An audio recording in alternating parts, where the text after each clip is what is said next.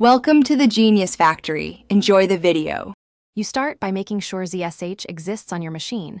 This matters because changing shells without it will fail. Run ZSH version now, and if not installed, use your package manager, apt, yum, brew, or pacman so the binary is placed properly. Once installed, run which ZSH to get its full path. This path is needed for the next step.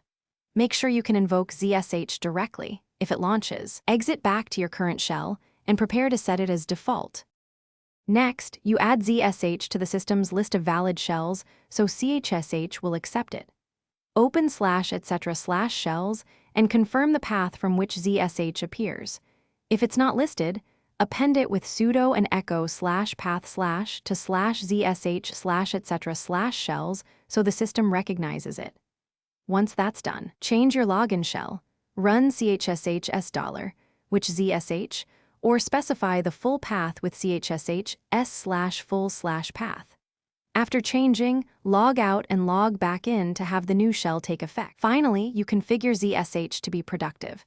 Install a framework like OhmyZSH or create a minimal ~. ZSHRC with aliases, path adjustments, and key options so your environment behaves as expected.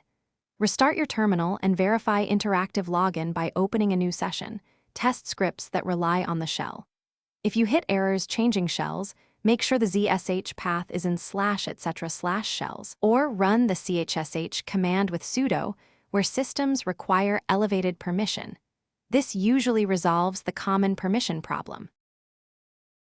Thanks for watching. If you found this helpful, don't forget to like and subscribe.